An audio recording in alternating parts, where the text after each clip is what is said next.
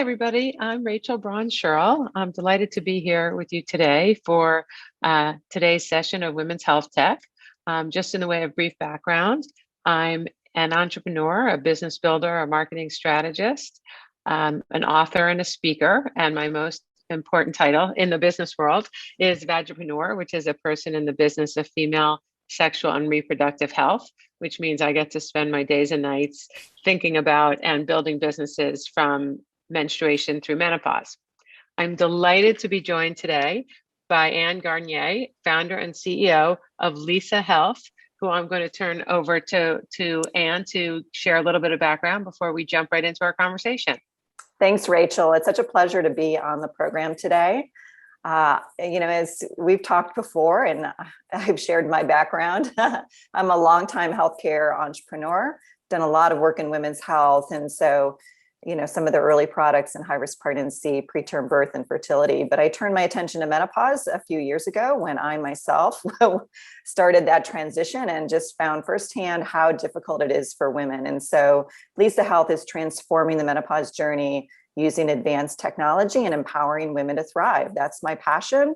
And this is what I'm doing for the rest of my work career is helping I want to jump into that. So there are a couple of patterns that we see very frequently in this space, and you just identified two of them. One is this isn't your first rodeo. You bring a tremendous amount of experience from other gigs or other rodeos, if you will. And then secondly, that the business was built from a personal experience in 2017 when you started going through menopause.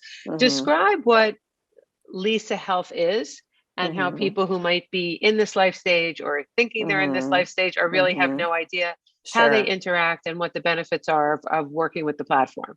Sure. So we're a digital health platform that provides evidence-based guidance and technology to support women on their journey, along with expert education and a community for support. So it really pulls into one sort of one-stop shop, everything a woman might need to personalize her menopause journey, because every woman's journey is unique.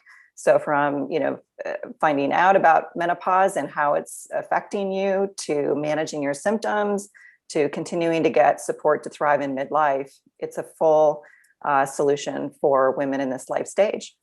So that's another piece I want to dive into. Many people don't know much about menopause before they go through it, or they live with someone who goes through it. And I find it's always astounding for people to learn just how many symptoms there are. Right, 34. That you wouldn't necessarily, 34. And how long is the average, if there is such a thing, if we could find her, what's the average length of time that people spend in perimenopause, menopause, and postmenopause? Sure. So I like to refer to menopause as a life stage. It encompasses 1/3 of a woman's life. And it typically starts in your early 40s with perimenopause, but it can start earlier in your late 30s when your body starts to experience, the initial symptoms of menopause: trouble sleeping, fatigue, hot flashes, vaginal dryness. The average age that women actually reach menopause, which is defined as 12 consecutive months without a period, unless you have other, indications for sudden menopause or early menopause, is 51. So on average, women are reaching that milestone at 51, and then they're officially postmenopausal. For the rest of their lives. For the rest of their lives. So when women say I'm in menopause, it's like, okay, well, what stage of menopause are you in? Are you premenopausal? Are you perimenopausal? Are you postmenopausal? So yeah, there's just a lot. It is complex. It's a very complex life stage, and women go into it, really not knowing anything. I mean, like me, they're typically blindsided. And then all of a sudden you're sort of scrambling to get a handle on what's happening to your body. And unfortunately, there's not very many trained clinicians in menopausal care, as well as just kind of general midlife women's health. But more and more every day are starting to talk about this. Absolutely. Just to give a sense of the breadth of this opportunity, lest someone says once again that women's health is a niche opportunity. 1.2 billion women will be in menopause by 2025, which, if you just look at your calendar, isn't that far away. You said something else that is really critical when you're working in this very broadly defined space of sex tech, FemTech and women's health, which is how complicated a life stage it is. And that's something that we see whether you're talking about pregnancy, fertility, infertility, menstruation, menopause, and that sexual enjoyment, sexual satisfaction. And it's because so many different systems are at play. So it's not just a physiological response. It's not just a psychological response. It's emotional, behavioral, contextual, social, and clearly there are so many physiological factors. But one of the reasons I think it's so exciting to be in this space is these are really complicated things to think about. So we understand the life stage, and we can share a lot more, or we can refer people to resources for how big the size of the prize is. What is the business model for Lisa Health? How will you make money, or how are you making money if you are right now? Sure. So we're working on the next version of our product, which we're pretty excited about, and we'll be offering a subscription model for women on a basic and a premium basis. So there'd be a basic, it's a subscription service. Right. And do you have any data as to how long, we talk all the time about lifetime value, and lots of the entrepreneurs who might be listening really like to get their hands around some of those metrics. Can you give us a sense of either how many people are on the platform, how many people you need to be on the platform till you approach profitability, lifetime value, any of these big numbers that we celebrate and work towards? Well, I know that people love to have those milestones, but we don't share them out. But I think if you look at menopause as a life stage that's encompassing 30 years, and women are living, longer and better than ever before, there's plenty of opportunity to establish a relationship with a woman over many, many years. So, our belief is that the lifetime value of the relationship with a woman who's interacting with our product, for example, is very long, right? Because a woman's body is changing over those menopause stages. And it's interesting, totally respect you don't want to share it. There are other entrepreneurs who just shout them for the rooftops to help people understand what the philosophy is behind that, because there are always good reasons for not sharing, and there are always good reasons for sharing. Sure. Well, we're a privately held company, and, like other companies, we're working to achieve, various milestones. And, depending on where you're at, you get compared to, other companies who, may be further ahead, but, from a sheer numbers perspective, but perhaps don't have the same competitive advantages you might have in other areas. So I think it's just a way of, kind of managing the conversation.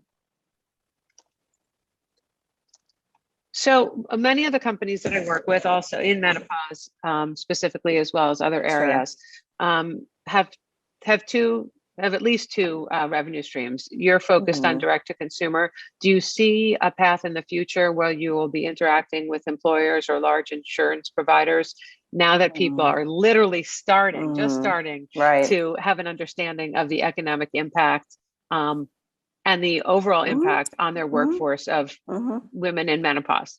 Absolutely. I mean, we do think that there's a viable, business model, B2B to C, through enterprise employers and payers. I've long said that, they're already supporting, younger women in the workforce around pregnancy and fertility solutions. And a lot of those women are leaving the workplace. This was even before COVID. Employers have a retention problem, but who's left, behind to, hold down the fort? It's typically midlife women, because they're in mid-career and they don't want to sort of give up that momentum. They need to put their kids through college. They need to save their retirement. They're just also in a different life stage. They're typically not caring for young children. So I do think there's an opportunity to better support women in the workplace. Absolutely.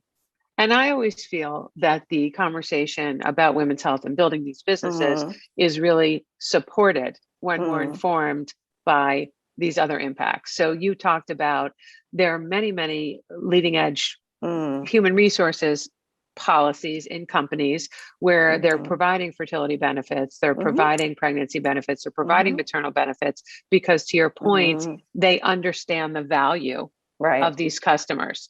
customers, excuse me, of these employees. We're only now starting to hear, to your point, the value of keeping these midlife women, and we have many, many different descriptions for them, but women who are probably out of their childbearing years. Maybe they're older, maybe their kids are older, maybe their kids are out of the house, and valuing and trying to quantify the amount of investment and skills that these people bring to an organization. So, you know, a 50-year-old woman, a 55-year-old woman could have been at an organization for 25 years or have had a 30-year long career and has a lot of wisdom to share. One of the things that I'm always interested about is we're getting much more comfortable with pregnancy and fertility, and you can obviously see when a woman's pregnant at some point in her pregnancy, whereas menopause might be more invisible. How do you see the conversation ultimately happening between employers or large insurance plans and menopausal women? Like, do I want to be able to tell someone, Joe, I have to stop the presentation, I'm having a hot flash? Or what are some of the ways that employers can support women in this stage while also protecting the woman's right to control her own health information? Sure. Well, in the UK, they're actually, ahead of the US, where, many large corporations are establishing menopause policies, and they're providing supervisor training. I kind of call it 1.0. You might be able to get a dustpan or, have a uniform that's got breathable fabric. I think there's plenty of opportunities to support women with more advanced technology, but I think it's a great start. And it really kind of shows that, menopause will become mainstream in the workplace from a benefits perspective. It will just take time. And I think, in terms of what you want to disclose in the workplace, it's always been a personal decision, right? If you're going through fertility treatment and it's supported by your employer, you may not be comfortable disclosing that. And you may not be comfortable disclosing that you're experiencing menopause symptoms. But at least if you had a supported environment and benefit, that if you are experiencing, some difficulties like fatigue, right, lost productivity related to that, that you can get some expert support. One of the things that's interesting about what you said is if we think about the progression or the advancement of the conversation about women in the workforce, we started, maybe there was a door to a closet where a woman could nurse if she could pump, if she was still breastfeeding. And now we have, egg freezing benefits, and we're not all the way there, but we've made a lot of progress. So that seems to me, based on my work, that's kind of where we are with menopause. Even the idea. So for people who were listening, the idea that a different fabric, if you're a factory worker or if your work requires you to be in a uniform, that the material and the characteristics of the material could have an impact on your comfort. These are new thoughts that, you're part of, I'm part of, lots of companies are part of the dialogue. So we're in COVID. Hopefully we're coming out of it. I'm not a prognosticator, so I'm not going to say when anything goes back to normal. But one of the things that we've been hearing over and over during COVID is that women's health, very broadly defined, is having its moment. So we see excuse me, all kinds of increases, double digit, triple digit increases in telehealth, in purchase of products that people use for self-care or for partner enjoyment or accessing information or the number of searches. So lots of people are talking about related topics. How do you stand out in these conversations, and how do you obtain customers? Sure. Well, I think our positioning from the beginning has always been, being a leading, trusted, science-backed brand for menopause. We know that women historically have not been well supported, and they spend hundreds, if not thousands of dollars a year on, products and services that, for many women don't work and may actually be harmful. So, we do see that women are looking for these, trusted sources to support their decision making. And what are you doing to reinforce that trusting relationship? Sure. So we certainly focus on evidence-based, strategies for women to manage their menopause journey. We provide, expert education from, leaders in, various menopause domains. And, we continue to be committed to, helping to support and advance research in this area that's been just historically under-researched.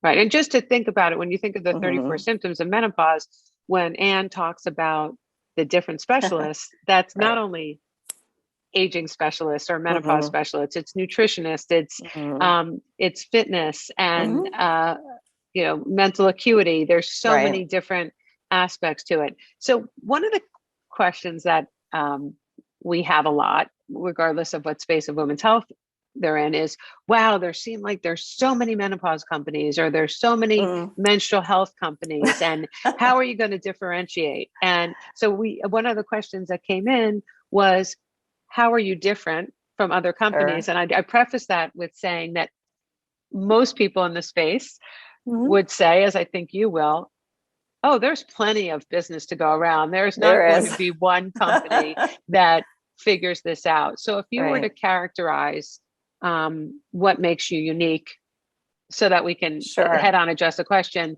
in terms of how you approach your relationship with women and the information you provide and the evidence-backed nature of the information. How would you characterize what's different? Let's say we Mm-hmm. get to a point where women have 17 menopause companies to Mm-hmm. choose from, and they're Right. aware of all of them, which is a big issue also. How do you differentiate yourselves in the marketplace? Sure.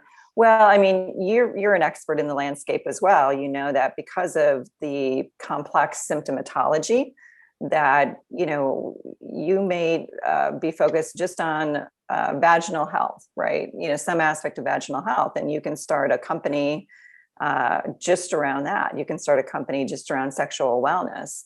So when you look at the landscape, there's quite a lot of room for for people to jump in and focus on a particular area of that experience for women. Companies like mine are taking a more comprehensive approach. So I think that's one differentiator, is that we're trying to support women across the entire journey. We're also, differentiated by, using technology to support women on this journey. And I think that you can define technology in a lot of ways, right? If you've got, a diagnostic, for example, right? That's technology. If you're developing an advanced, therapeutic in the pharmaceutical arena, I would argue that's advanced technology. But I think ours is focused on AI and machine learning to really, pinpoint and identify a woman's unique symptomatology and personalizing the therapeutic strategies for her.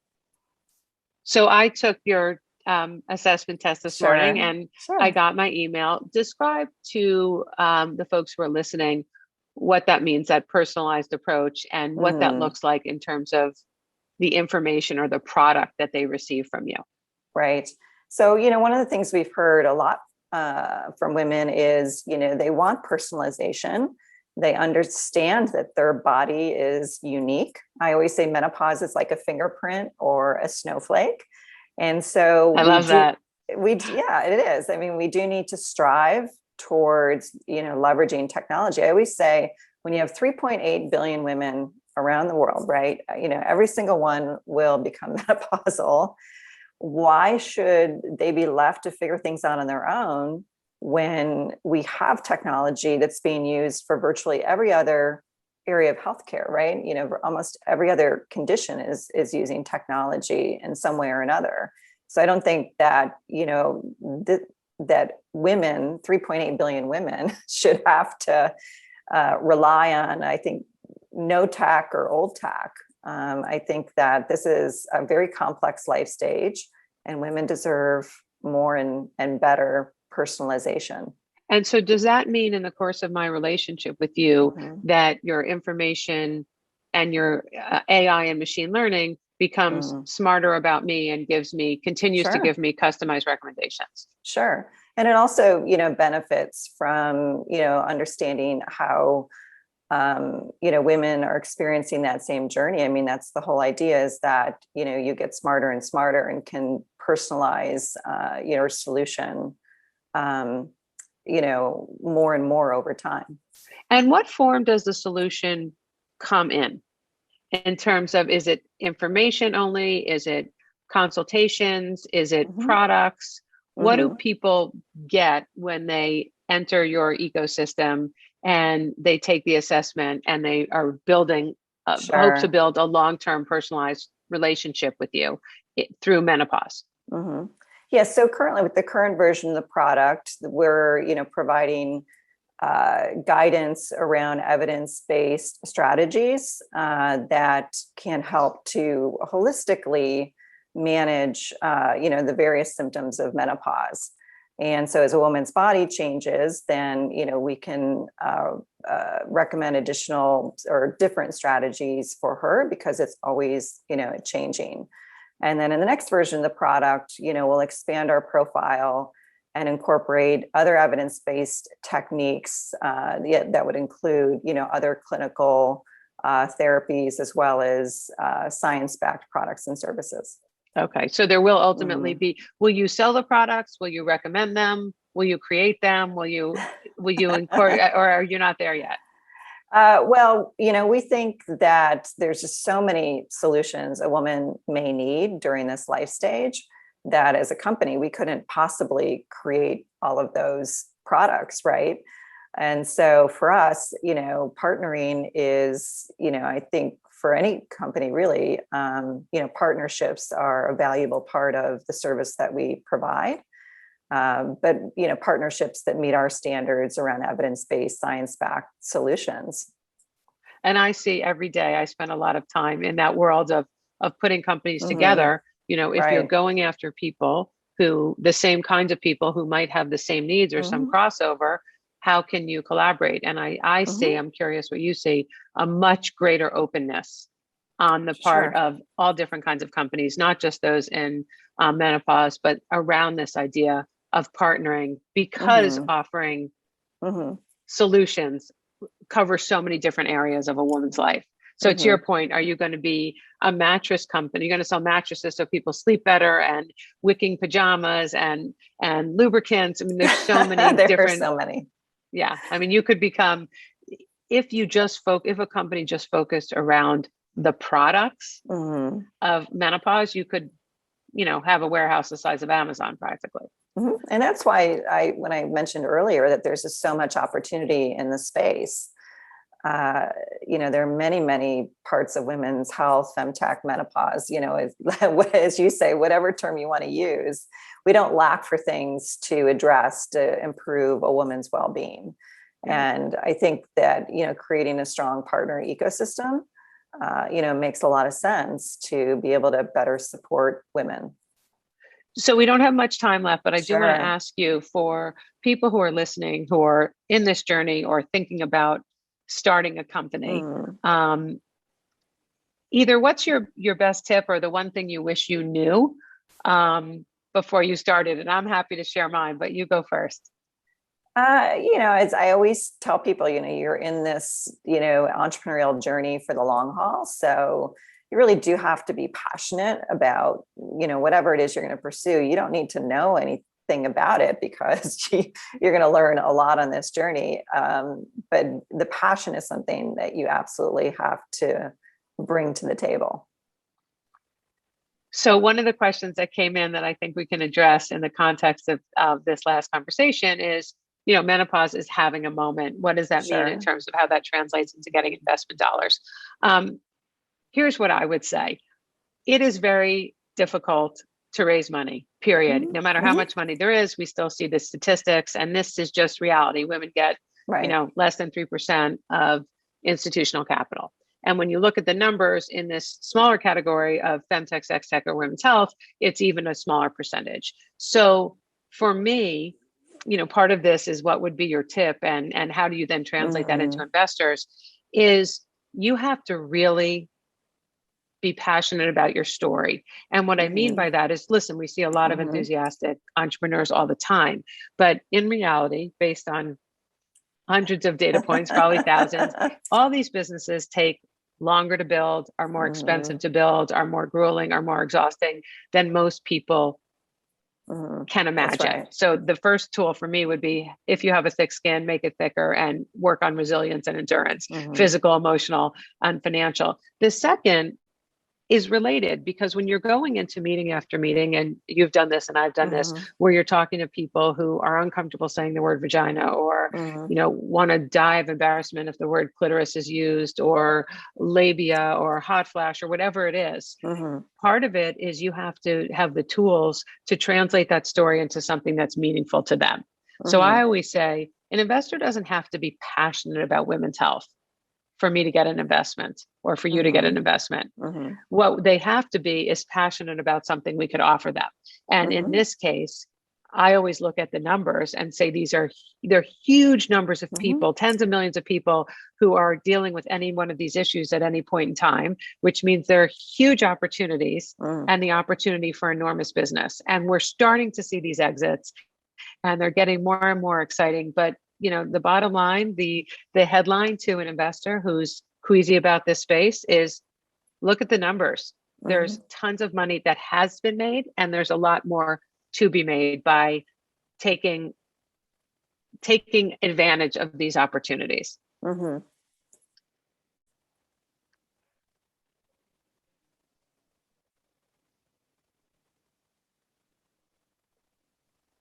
Well, Rachel, thank you so much. And thank you guys so much. We are just about out of time, so we just wanted to share some of our upcoming events.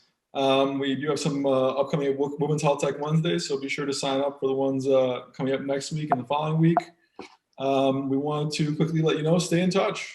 Follow us on LinkedIn, YouTube, Instagram. And lastly, thank you so much. Huge thank you to our guests.